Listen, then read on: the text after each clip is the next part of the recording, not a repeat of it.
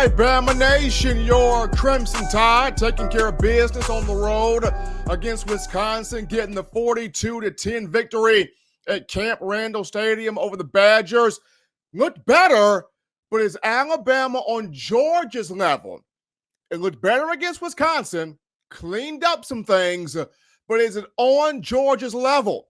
Still got some things to work on, still got some things to improve on as it heads into the bye week prior to facing Georgia on Saturday, September 28th at Saban Field, or on Saban Field at Bryant-Denny Stadium in Tuscaloosa. So Crimson Tide got the win. Crimson Tide covered the spread of 16 points from Vegas. Crimson Tide was able to succeed, excel in its first road test in the Kalen DeBoer era. But the big question, even with the win by 32 points, is it on Georgia's level?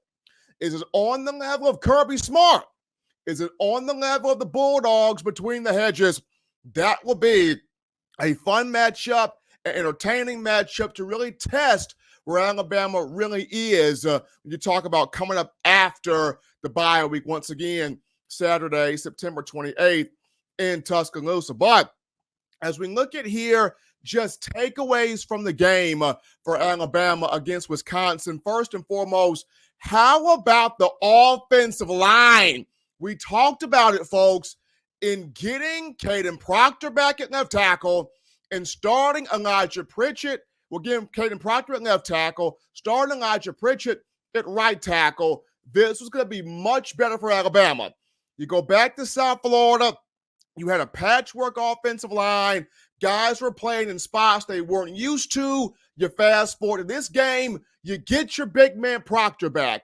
You have Pritchett back at right tackle. What happens? You're able to, boom, run the football. Nick Sheridan calling run plays, whether it was Jam Miller, whether it was Justice Haynes, whether it was Jaylen Milroe taking it himself. You start to see the big run plays, the huge big plays on the ground, as well as those 4 to 5 to 6 yards a pop. Offensive line did a phenomenal job. And here's the better news, y'all. After the line had, 7 to 8 penalties against South Florida, only two penalties against Wisconsin. So the line looked better, cleaned things up, opened up some things in the run game, protected Jaylen Milroe, was not sacked in the matchup there. Big job by the offensive line. The number two thing that stood out to me, Jaylen Milroe, effective, efficient, passing and running the football. He spread the ball around. A lot of receivers got involved. Jeremy Bernard got involved. Emmanuel Henderson got involved. Josh Cuevas, the transfer tight end from Washington, got involved. Different guys got involved offensively. Milroe, 5 total touchdowns in the game, 3 passing, 2 rushing. He was effective. He was efficient. He got into a flow. That's what you want to see. We came to this matchup wondering, could we have a Heisman-like performance from one Jaylen Milroe, or a performance where it gets him started into that Heisman conversation? We got that against the Badgers. Big performance there by Milroe. Number 3, people, Ryan Williams, this kid is on pace to have an All-American, freshman All-American season. He's had at least 1 touchdown in the first 3 games of his freshman year.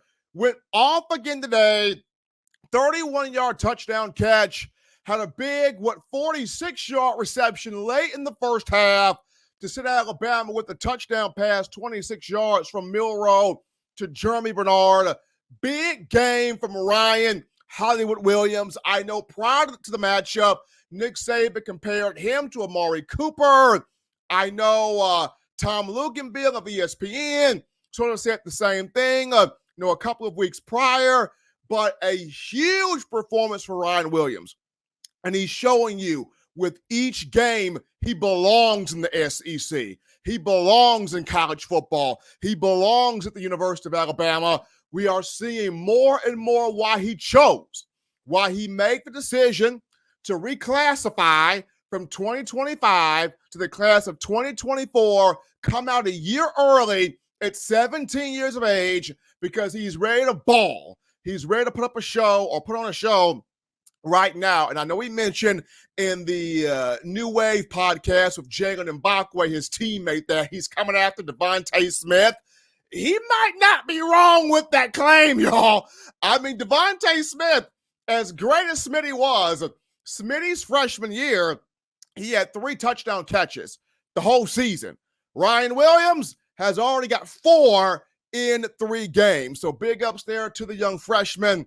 The next takeaway from me, a job well done by the Alabama defense. Now, I get it. Still has to get better stopping the run. There were some moments where Wisconsin was ripping off big run plays there.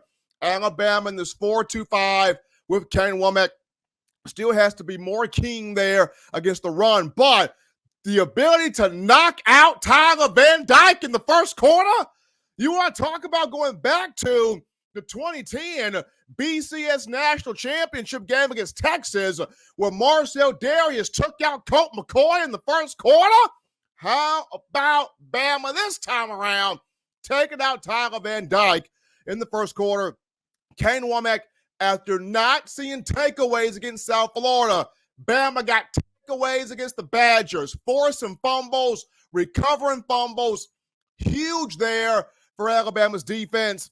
Big job there by the Crimson Tide. LT Overton stepped up in this game. Jahad Campbell flying around making plays. Tim Keenan making plays in this game. Q Robinson making plays in this game. So Alabama's defense stepping up, only gave up a touchdown. Only gave up 1 touchdown in this game. So, and I know Coach Womack not wanting to give up touchdowns in the red area. So he is going to be on his guys about that throughout the bye week, not surrendering touchdowns in the red area.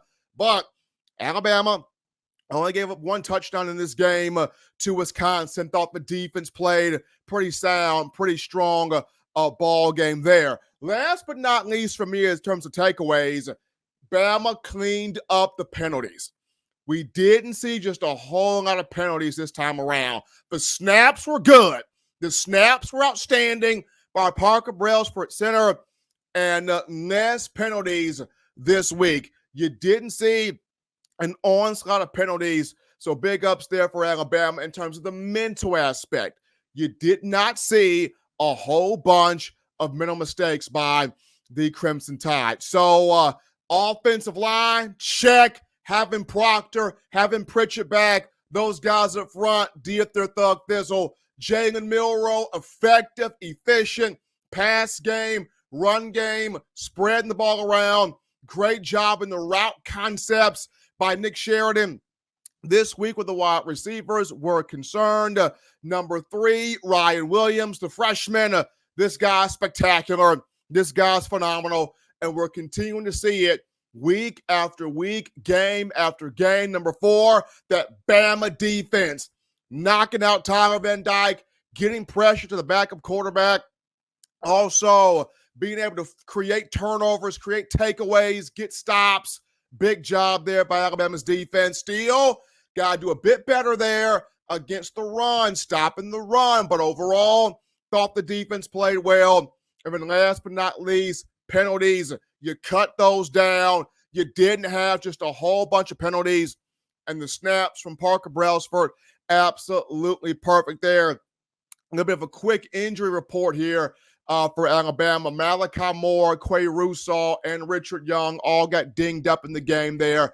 Malachi Moore just got hit to the head there. He's going through the protocol with a concussion protocol there. But with the bye week coming up, Kalen DeBoer expects for him to be fine. Should be okay. Good to go there against Georgia after the bye week.